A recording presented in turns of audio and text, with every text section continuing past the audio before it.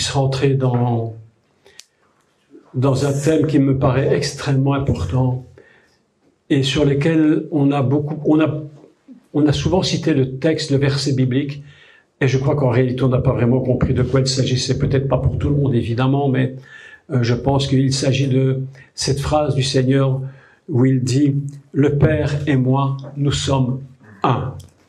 Le Père et moi, nous sommes un.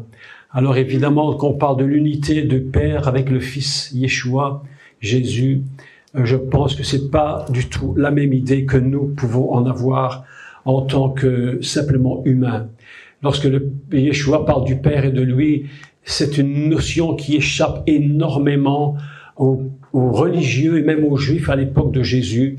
Et il dit le Père, donc, ils avaient beaucoup de peine à comprendre ce genre de paroles. Et à un moment donné, on va lire le texte parce que ça vaut la peine de le lire dans Jean chapitre 10. On va parler pendant les 2 jours qui viennent de ce texte et on va expliquer des secrets de l'unité du Père avec nous-mêmes, avec le Messie et puis du Messie avec nous, est très très importante parce qu'il y a une puissance qui se dégage du texte. Donc Jean chapitre 10 et au verset 30. J'aimerais simplement faire une première lecture aujourd'hui en introduction, d'accord? Donc si vous avez votre Bible, tout le monde a Jean chapitre 10 et au verset 30. C'est Yeshua qui parle et il dit « Le Père et moi, et nous sommes un. » Alors, les Juifs prirent de nouveau des pierres pour le lapider. Et Yeshua leur dit « Je vous ai fait voir plusieurs bonnes œuvres venant de mon Père. Mais pour laquelle me lapidez-vous » Et les Juifs lui répondirent « Ce n'est point pour une bonne œuvre que nous te lapidons, mais pour un blasphème, parce que toi, qui es homme, tu te fais Dieu. » Et Jésus leur répondit « N'est-il pas écrit dans votre loi, j'ai dit, vous êtes des dieux. » Voilà une phrase absolument incroyable. Incroyable.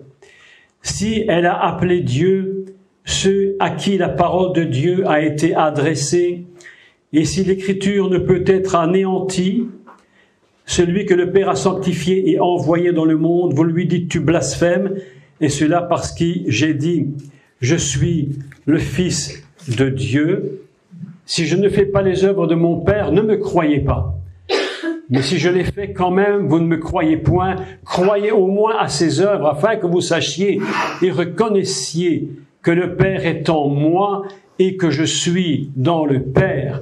Là-dessus, ils cherchèrent à le saisir, mais il s'échappa de leurs mains. J'aime beaucoup ce texte parce que il y a d'autres textes où il nous parle de cela, où il est écrit qu'il voulait attraper Jésus, il voulait le prendre pour le tuer, mais le texte dit une chose extraordinaire, il dit « son heure n'était pas venue ». C'est une chose extraordinaire, parce que si l'heure du Messie n'est pas venue, personne ne peut le toucher. Mes amis, c'est très important pour nous-mêmes. Si ton heure n'est pas venue, personne ne peut te toucher. Mais il y a des conditions et des règles et des choses que nous devons savoir. Une des choses aujourd'hui, je crois, qui est très importante dans le temps dans lequel nous sommes, et je crois qu'un peu partout dans l'Église, dans le monde, tout du moins ceux qui ont l'oreille ouverte, sont en train de se rendre compte que nous devons nous repositionner. Il est temps que l'Église se repositionne, de savoir qui nous sommes. Qui nous sommes, c'est pas être chrétien. Qui nous sommes. Voilà une des questions très très importantes où nous devons répondre. Vous savez que Yeshua n'est pas un concept. La Torah n'est pas un concept. L'Église, selon le cœur de Dieu, je ne parle pas de l'Église avec un petit E, je parle de l'Église selon le cœur de Dieu. L'Église selon le cœur de Dieu n'est pas un concept. Dieu lui-même n'en est pas un. Dieu est Dieu. Sa parole est sa parole. Si sa parole n'était qu'un concept, alors on peut la transformer comme on le désire. On peut l'adapter de toutes les façons possibles. On peut lui faire dire tout et n'importe quoi, parce qu'un concept, il peut changer selon les circonstances. Mais la parole de Dieu nous enseigne que Dieu n'est pas un concept. La parole de Dieu qui nous dit qu'il est absolument inchangeable. Il est sans ombre de variation. Il ne bouge pas. Que le monde aille bien ou que le monde aille mal, que tu aies des bons états d'âme ou que tes états d'âme soient pas bons, Dieu est stable. Ça ne change rien. Vous savez, on est tous de la même façon des humains. Parfois, tu te lèves le matin et tu n'es pas en forme. Parfois, tu as des états d'âme qui ne sont pas au top niveau. Tu as remarqué tout le monde. Indiscutablement. Mais le Dieu qui est en toi, lui, il est invariable. Il ne bouge pas. Parfois, lorsque j'étais à certains moments dans ma vie, comme je vous l'ai dit, on n'est pas toujours en super forme, on peut avoir des problèmes, des discussions, des problèmes. Et j'ai remarqué que parfois, comme on n'est pas en forme, on n'a pas envie de prier. On dit, je ne vais pas prier pour les malades, parce que si je prie pour les malades, je ne me sens pas en forme. Mais Dieu n'est pas, attaché à tes propres sentiments. C'est pas ça qui importe. Que tu le sentes ou que tu ne le sentes pas, Dieu est le même. Il est invariable. Tu comprends ce que je veux te dire? C'est-à-dire que nous ne devons pas adapter Dieu ou l'œuvre de Dieu à ce que nous ressentons. Mais nous devons faire l'œuvre de Dieu parce que c'est l'œuvre de Dieu. Et même si tu n'es pas en forme, Dieu, lui, est parfaitement en forme. C'est pas parce qu'aujourd'hui tu es un petit peu moins en forme que la foi diminue. La foi, c'est la foi. La foi ne dépend pas de nos sentiments. La foi ne dépend pas de nos états d'âme. Elle ne dépend de ce que nous savons de lui. Et qu'est-ce que nous savons de lui? C'est qu'il est invariable. C'est pourquoi Yeshua va dire, le Père et moi, nous sommes un. Il n'y a pas de différence entre lui et le Père. Lorsque Yeshua était dans le jardin de Gethsémane et qu'il était en train de lutter, il dit « Mon âme est triste jusqu'à la mort ». C'est même pas une tristesse simplement de tristesse, c'est pire qu'une tristesse. C'est une tristesse qui conduit à la mort. Le Seigneur, mon âme est triste jusqu'à la mort, il n'en peut plus. Mais il sait que Dieu est Dieu. Et ça ne change strictement rien pour lui. C'est-à-dire que notre état d'âme ne peut pas influencer et ne changera jamais Dieu. Ce qu'il est, il l'est. C'est très important que vous compreniez ça, parce que sinon nous allons toujours l'adapter lui à qui nous sommes. Mais nous n'adaptons pas Dieu à qui nous sommes, nous nous adaptons à qui il est, ce qui est quand même bien différent. Est-ce que vous me suivez bien? C'est tellement important. Que tu sois heureux ou malheureux ne change rien en Dieu. Et Yeshua, la Bible est extraordinaire parce qu'il est tellement confiant dans le Père et quoi qu'il sente, qu'il soit heureux, qu'il se sente bien ou pas bien, dans quelques circonstances qu'il est, il va déclarer, le Père et moi, nous sommes un. Et cette unité avec le Père va beaucoup énerver les religieux. Parce que les religieux vont le dire, mais comment tu oses dire Dieu? Et comment tu oses appeler Dieu ton Père? Vous savez que la première fois que Dieu est reconnu comme Père pour Israël, la notion de Père dans la Bible, elle est reprise, le mot Père est repris, c'est approximatif, j'ai pas fait le calcul exact, mais j'ai fait ça très approximativement, mais plus de 500 fois. Le mot Père est repris. Mais la première fois qu'il est repris en tant que Père créateur, c'est dans le livre de Deutéronome 32, verset 6, où il dit, Elohu, Avicha, Kanecha. C'est très, très intéressant, cela. Très intéressant parce qu'il dit donc, pour la première fois que je suis l'Éternel, ton créateur. Je suis l'Éternel, ton créateur. Et alors, ce qui est intéressant, écoutez, c'est que le mot créateur, ici, dans le cas présent, dans le cas qui nous occupe, c'est le mot kanecha. Alors, kanecha, c'est très intéressant parce que le mot avira kanecha, c'est ton créateur, mais en même temps, écoutez, le texte est fort, fort, fort. Il dit, je suis l'Éternel qui t'a acquis. D'abord, acquis. C'est une acquisition. Dieu te crée, mais il va acquérir son peuple. C'est un peuple qui lui appartient. Je suis l'Éternel, on peut traduire, je suis l'Éternel qui t'a formé. Nous sommes formés à son image. Lorsque le Deutéronome 32,6 parle de cela, il dit « Je suis l'Éternel, celui qui t'a formé ». On peut lire également une autre traduction, mais ils en ont choisi une dans la Torah, parce qu'il faut en choisir une. On ne peut pas traduire tous les mots 10 fois. Donc ils en ont choisi une et ils ont mis « Je suis l'Éternel qui t'a créé ». Mais on peut lire « Je suis l'Éternel qui t'a racheté ». Kanecha, c'est la même chose. C'est-à-dire qu'en fait, Dieu est absolument tout à la fois. Il est le Dieu de tout à la fois. Lorsque Dieu dit « je t'ai créé », il dit en même temps « je suis celui qui t'a racheté, je suis celui qui t'a formé, je suis celui qui t'a acquis ». Mais Kanera, la racine peut être traduite aussi « je suis ton Père qui t'a délivré ». Vous imaginez, un seul mot peut dire toutes ces choses en même temps. La première intervention que je voudrais faire aujourd'hui, dans ce premier temps, c'est d'expliquer qu'est-ce que l'homme, mais qui sommes-nous par rapport à quoi? Par rapport à quoi est-ce que nous pouvons évaluer l'humanité? Est-ce que nous pouvons évaluer l'humanité par rapport à ce que nous voyons aujourd'hui des hommes? C'est absolument impossible. Parce que si tu regardes l'humanité par rapport à ce que les hommes font aujourd'hui, notre humanité est une catastrophe. Ça, c'est absolument, on a l'impression que c'est totalement irréparable. L'homme est tombé dans une catastrophe épouvantable. Il n'y a plus de morale, il n'y a plus rien, tout est en train de s'écrouler.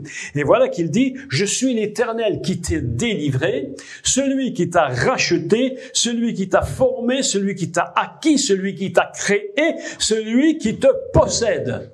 Tout ça sur un seul mot. Voilà, je dis l'hébreu est fort. La langue hébraïque est très forte parce qu'un seul mot veut tout dire en même temps. Et celui qui connaît un peu l'hébreu et qui lit ce texte-là, immédiatement, quand tu lis le texte de Deutéronome, la première fois que Dieu parle et qui dit « Voilà qui je suis pour toi ». La seule façon de connaître qui nous sommes, c'est de savoir d'où nous venons. Non pas ce que nous faisons, mais d'où nous venons. Et d'où venons-nous? Alors, évidemment, je vais répéter quelques points que j'avais déjà enseignés dans les autres cours d'autres fois, mais c'est important d'introduire quand même cette notion. La Torah nous enseigne que Dieu créa l'homme à son image et à sa ressemblance. Il va dire « Betsalmenu », faisons l'homme à notre image. Et le mot...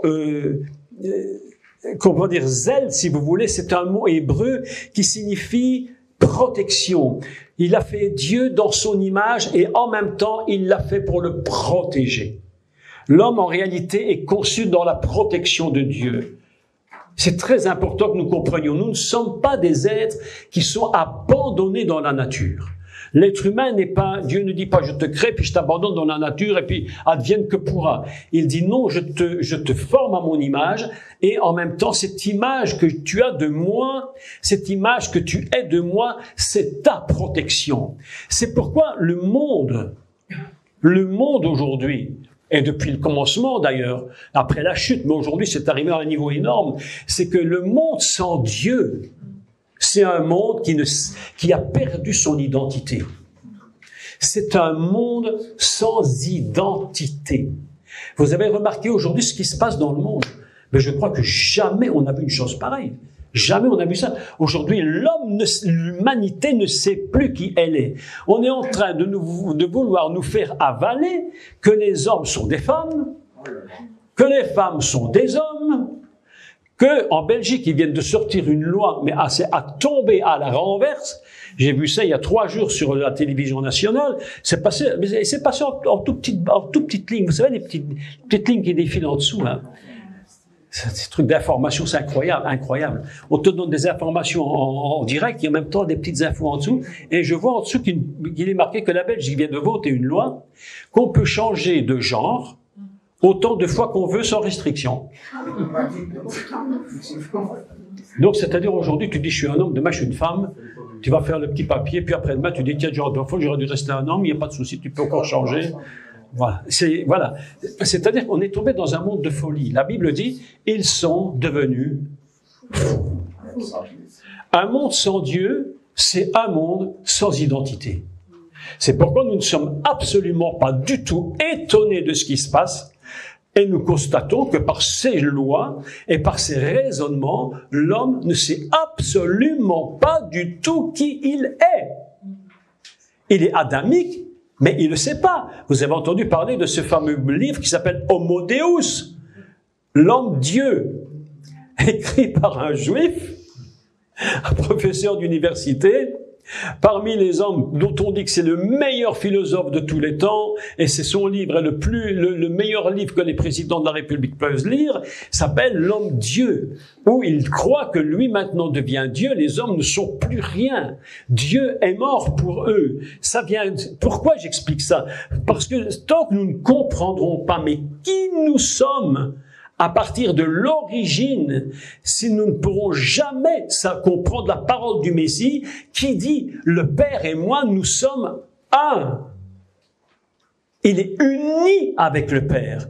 Il est une unité indivisible du Père. Et c'est pourquoi il est dit « à son image et dans son ombre ». Nous sommes dans sa forme. Lorsqu'il dit « Betsalmenu », c'est dans son ombre, dans son image, dans sa forme.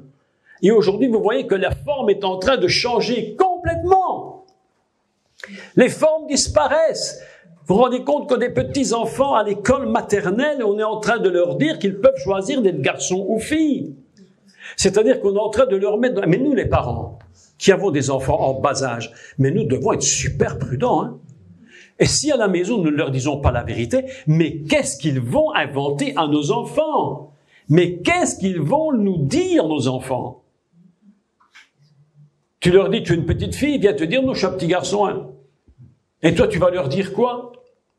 C'est pourquoi nous, les parents, nous avons une responsabilité vis-à-vis de nos enfants et de nos petits-enfants, hein, de leur enseigner d'où nous venons.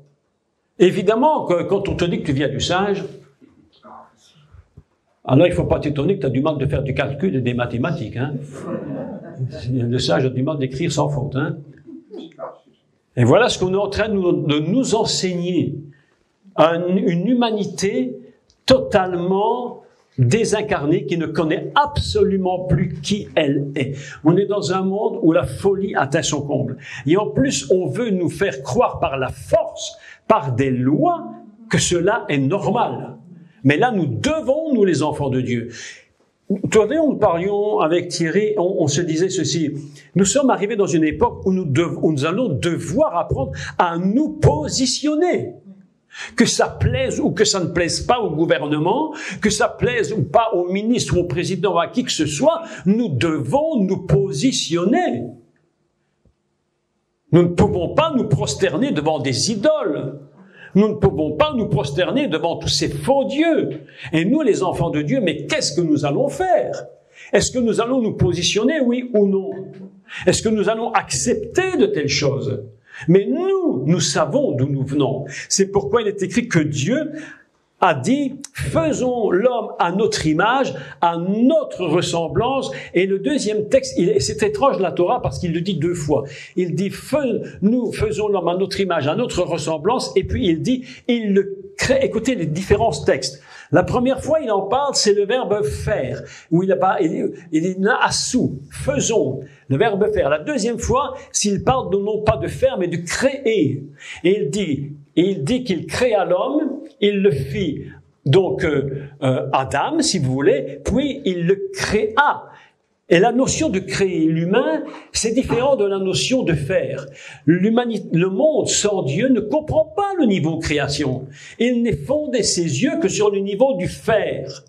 Il regarde l'homme, il fait. Et quand il voit qu'il supprime la notion divine, de la création divine, et qu'il ne reste que du faire, ben nous sommes évidemment dans un monde comme nous voyons. C'est pourquoi je crois que la Torah, lorsqu'elle écrit ce texte, oui, il dit ceci, Vayomer Elohim, Naase Adam, faisons Adam, Betsalmenu kidmutenu, à notre image, à notre ressemblance. Et le verset suivant, il dit quelque chose de différent, et je me suis dit, mais pourquoi tu dis deux fois la même chose? Pourquoi tu dis deux fois de suite la même chose? Et puis tout à coup, l'esprit, ou je dirais peut-être simplement la réflexion de Dieu dans ma tête, me dit, mais regarde bien que c'est pas 2 fois le même. La première fois, c'est Naasé Adam. Écoutez ceci. Écoutez la subtilité hébraïque. Là, c'est une subtilité hébraïque incroyable. La première fois, c'est Naasé Adam. La deuxième fois, c'est pas ça. C'est Vaïbra Elohim et Hadama. Et Hadama. Et c'est pas la même chose, j'explique. La première fois, c'est Adam. Et normalement, dans la grammaire hébraïque, on devrait dire et Adam. Mais voilà qu'on ne l'a pas écrit et Adam. Qu'est-ce que c'est et?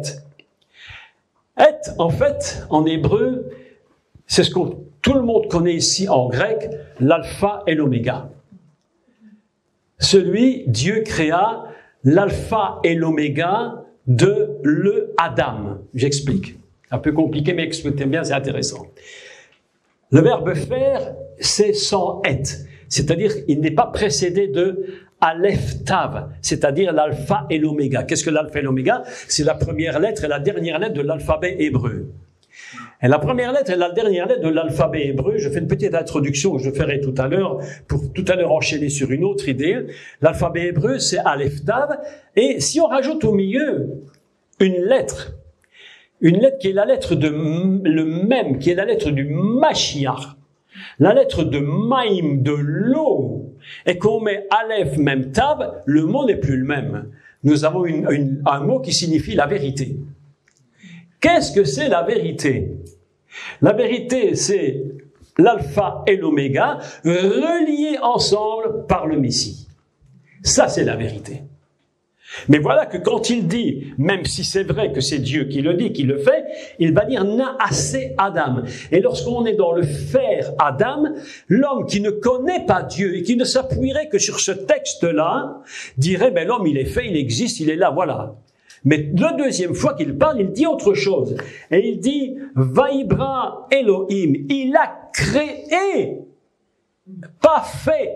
Même si c'est vrai qu'il l'a fait, mais il a créé. Nous sommes dans une dimension complètement divine, la dimension céleste au plus haut niveau qui puisse exister, puisque le niveau de la bria, c'est-à-dire de la création divine, n'existe absolument pas pour nous. Lorsqu'on dit en français qu'on fait une nouvelle création pour une pièce de théâtre ou une musique, c'est pas tu joues une nouvelle musique que tu inventes et la première fois que tu la chantes, ben, c'est une création musicale. Mais en réalité, tu n'as rien créé du tout. Tu as fait quelque chose. Mais au niveau de la création fondamentale, c'est quelque chose de complètement divin qui n'appartient qu'à Dieu. Le monde de la bria n'appartient qu'à Dieu. Et c'est pourquoi il le dit 2 fois. La première fois, Naasé, faisons. La deuxième fois, Vaïbra, il a créé. Et qu'est-ce qu'il dit? Il a créé qui? Elohim. Elohim, c'est magnifique. C'est le Dieu dans la notion de la création. Écoutez ceci. Vaïbra Elohim est l'alpha et l'oméga de Ha-Adam. Parlons de Adam, parce que tant qu'on n'a pas parlé d'Adam, il est compliqué de comprendre la parole du Mashiach lorsqu'il dit « Le Père et moi, nous sommes un ». Ici, je fais une petite introduction pour expliquer cette notion. Quand Jésus dit « Le Père et moi, nous sommes un », dans la pensée du Mashiach, il y a toute cette idée qui est reprise. Toute cette idée est reprise. Adam, on peut le dire de plusieurs façons en hébreu. On peut dire Adam, on peut dire Ha-Adam, et on peut dire Et Ha-Adam. C'est quoi Adam? Adam, c'est l'humain, tel que je le vois ici. Mais quand je dis Ha-Adam, dans la notion de le Adam, on est d'une autre mesure. Et les rabbins, les sages d'Israël, nous font remarquer une chose formidable. Les rabbins nous font remarquer que Ha-Adam, ça signifie qu'il parle du Messie.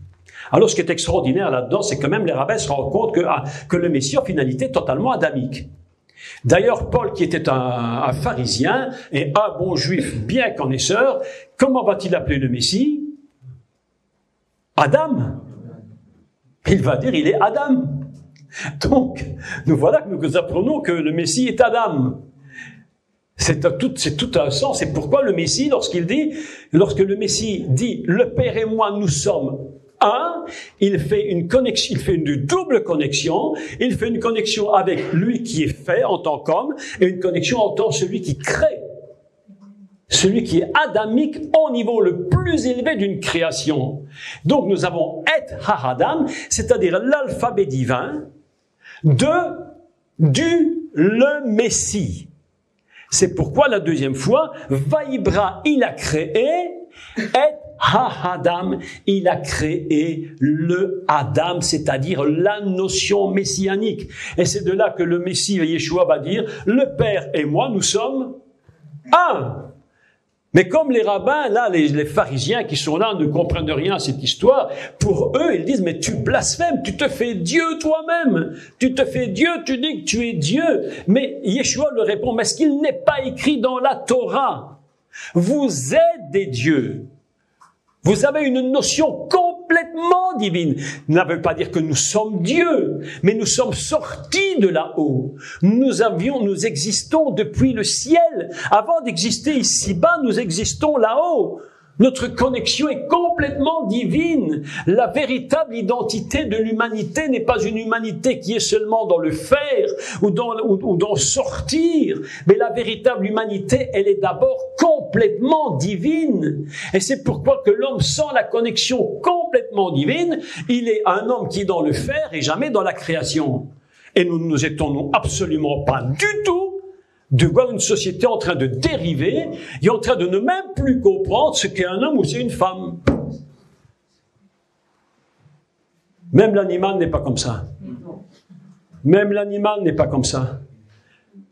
Je dirais que l'animal a un avantage sur nous dans ce domaine, c'est qu'il n'a pas de conscience. Et qu'il a une intelligence extrêmement minimum.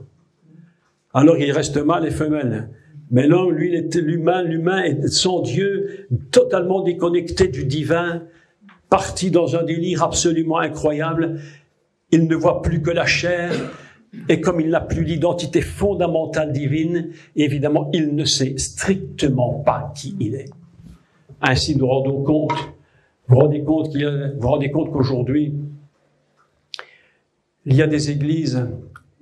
J'entendais ça l'autre jour, pasteur, une dame pasteur, disait ouvertement, mais publiquement, sans complexe, rien du tout. Moi, je suis bisexuel, je suis queer, je suis tout ce que tu veux imaginer. Elle dit ouvertement, mais aujourd'hui, on arrive à un moment de notre vie, tu vois, on arrive à un moment de notre vie, on n'est plus là pour cacher la vérité. Quand on a 20 ans, quand j'avais 20 ans, je mettais des chansons en laine pour marcher, pour pas trop déranger. Aujourd'hui, je mets mes bottes en caoutchouc. Parce que je me dis, il faut dire la vérité. Mais vous vous rendez compte, quand on vous dit ouvertement que Dieu n'a pas puni Sodome et Gomorrhe à cause de l'homosexualité, mais que Dieu était très d'accord avec ça, qu'il était très content de ça, et qu'on enseigne ça dans les églises. Je vous dis la vérité, vous pouvez entendre sur Internet, c'est dit sur Internet, je vous invente rien. Alors on dit, il faut pas critiquer les pasteurs. Non, je dis, à un moment donné, il faut dire la vérité. Et la vérité doit être dite. Et si quelqu'un vient nous dire ça, nous devons nous positionner. C'est obligatoire que nous nous positionnons. Nous ne pouvons pas rentrer dans ce genre de raisonnement, c'est impossible. Alors ces gens disent, j'ai des diplômes de théologie, mais honnêtement, je n'en ai strictement rien à faire de ton diplôme de théologie. Moi, je n'ai rien à faire de ça. Moi, ce que je veux, c'est entendre, qu'est-ce que tu me dis de Dieu? Qu'est-ce que tu me dis? Le Yeshua disait, mon Père et moi, nous sommes un. Ok, je ne dis que ce que j'entends dire. Et je ne fais que ce que je vois faire au Père. Autrement dit, tout est là-haut. Tout est là-haut. Mais c'est toi, l'Église, qui te dit pasteur, qui te dit chrétien, qui accepte ces choses. Ne me dis pas que tu es connecté avec Dieu. Ne me raconte pas de telles salades. Jamais je ne peux accepter. C'est impossible. Une église qui fait rendre compte ça, c'est une église, mais vous imaginez que ces gens prient pour d'autres gens. Mais qu'est-ce qu'ils communiquent dans ces choses? Mais moi, je peux voir ce pasteur, entre quatre yeux, je lui dirais, mais vous avez la folie en tête. Mais qu'est-ce que vous nous racontez? Alors, est-ce que vous vous rendez compte que Claire nous a envoyé un mail là où on est en train de vouloir réécrire une Bible avec l'intelligence artificielle. Ils viennent de sortir une Bible, ils viennent de la sortir. On peut déjà la précommander, une Bible qui est, comment on appelle ça, dégenrée. C'est-à-dire que dans la Bible, on a enlevé le genre masculin-féminin. Ça n'existe plus. Comme ça, on fait plaisir à tout le monde. On fait plaisir à tout le monde. On continue d'être croyant, mais de toute façon, la Bible que je te donne, c'est une Bible qui n'a plus homme ni femme. C'est-à-dire que demain, on ne sait plus qui tu es. Mes amis, quand je te parle maintenant, ceci c'est l'introduction, parce qu'après on va parler de la réalité du pouvoir de l'unité. Le pouvoir d'être un avec le Seigneur. Cette unité-là, elle a une force absolument inimaginable. Lorsque le serpent est venu dans le jardin, qu'est-ce qu'il a fait? Il a voulu casser l'unité avec Dieu. Il s'est dit, si je peux séparer Dieu de l'homme, si je peux casser l'unité, à ce moment-là, il sait très bien que l'humanité va basculer dans une catastrophe. Et c'est ce qui s'est produit. Mais j'ai l'impression aujourd'hui que Sodome et Gomorrhe, c'était un jardin d'enfants à côté d'aujourd'hui. J'ai l'impression que c'est un jardin d'enfants. On joue au plateau de sable, là. Mais aujourd'hui, mes amis, nous sommes arrivés à un niveau d'humanité où nous, les enfants de Dieu, nous devons prendre position.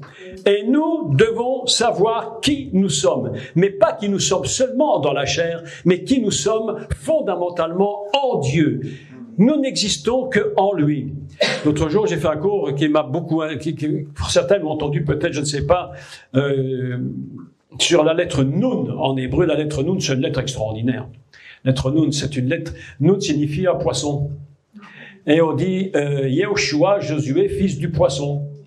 Alors c'est très amusant parce que fils du poisson, c'est amusant parce que la lettre Nun en hébreu, c'est la lettre qui suit la lettre Mem. Et la lettre Mem, c'est Maïm, c'est de l'eau. Donc on a la lettre Mem de l'eau et de l'eau sort quoi? Nun, le poisson. Même extraordinaire. Si ça, c'est pas du hasard, c'est incroyable. Et j'avais dit aux gens, et je leur avais dit ceci, mais je passe parce que je peux pas expliquer tout ça, c'est très long, mais j'avais expliqué que la véritable place d'un enfant de Dieu, même pas d'un enfant de Dieu, la véritable place d'un humain créé par Dieu, c'est d'être comme un poisson dans l'eau. C'est le seul endroit où nous sommes bien. Le seul endroit où nous sommes bien. Le poisson ne vit que dans l'eau. Si tu le sors, il se noie. Pourquoi Dieu nous appelle des poissons? Pourquoi ils vont prendre 153 gros poissons? Pourquoi ces 153 représentent les 153 nations connues à l'époque? Pourquoi 153? Pourquoi Dieu nous compare-t-il à des poissons? Parce que c'est le seul endroit où nous sommes capables de vivre. C'est dans l'eau. Nous avons été créés dans l'eau d'en haut. Et quand tu es baptisé, tu n'es pas sorti de l'eau d'en bas, tu es sorti de l'eau d'en haut. On fait trop de baptêmes avec des erreurs dans le baptême. On fait des erreurs, même si c'est pas que des erreurs. On dit, mais il manque une notion. C'est quand les gens sortent de l'eau du baptême, mais ils croient qu'ils sortent de la baignoire. Mais tu sors pas de la baignoire. Mais non. Quand tu sors du Jourdain, tu sors pas de l'eau d'en bas. Tu sors pas du Jourdain. Le Jourdain, il vient d'où? Il vient de la mer de Galilée, qui est l'eau d'en haut en Israël. En Israël, il y a deux eaux. Il y a l'eau d'en haut, la mer de Galilée, et la mer morte. La partie la plus basse de la terre. Tu n'as jamais vu Jésus faire des miracles à la mer morte. Tu as toujours vu Jésus faire des miracles à la mer de Galilée, en haut. Oui ou non? Mais oui. Et ainsi, quand tu sors de ton baptême, tu sors de l'eau du baptême qui coule d'en haut. Mais c'est très important ce que je vous dis. C'est-à-dire que nous sommes le seul endroit où l'humain existe véritablement. Le seul lieu où nous sommes véritablement dans notre milieu. C'est l'eau, parce que nous sommes considérés comme des poissons. Dieu dit, voilà mon peuple, et celui qui va délivrer Israël et qui va le conduire dans la terre promise s'appelle Yehoshua, le sauveur, fils du poisson. Incroyable. Yehoshua ben Nun, et Josué, fils du poisson. C'est incroyable quand même, non? Et il s'appelle Yehoshua, c'est Jésus. Le sauveur extraordinaire. Et c'est ainsi qu'il connaît son identité. Notre identité ne vient nulle part d'autre que de là-haut. Et les pharisiens, les docteurs de la loi, tous ces religieux, ils regardaient de la religion. Ils avaient fait de la Torah et des prophètes, mais surtout de la Torah des concepts. Mais le concept, vous avez remarqué que même la Torah, elle évolue avec le temps. Tout du moins, l'interprétation qu'ils en font, elle évolue. On ne disait plus à l'époque de Yeshua ce qu'on disait quelques siècles ou deux avant. Aujourd'hui, c'est encore différent. Parce que la Torah est devenue des concepts, mais la Torah n'est pas un concept. La Torah, c'est Dieu lui-même. C'est lui-même, c'est sa propre nature. Il est la parole. Yeshua, il est la parole, oui ou non? Mais oui. Toute l'humanité est créée en Dieu. Je ne sais pas s'il y a des scientifiques ici qui peuvent m'éclairer, mais je n'ai pas cherché, mais j'aurais peut-être dû, j'ai pas pensé, j'y pense maintenant, de savoir combien il y a de cellules dans notre corps. Imaginez le nombre de cellules qu'il y a dans notre corps. Chaque cellule pour les yeux, pour le blanc, le noir, les oreilles, le nez, la bouche, la langue. Chaque cellule a elle-même un sens et j'allais dire, une fonction qui lui est propre. Tout en étant une unité totale, chaque cellule a une fonction qui lui est propre.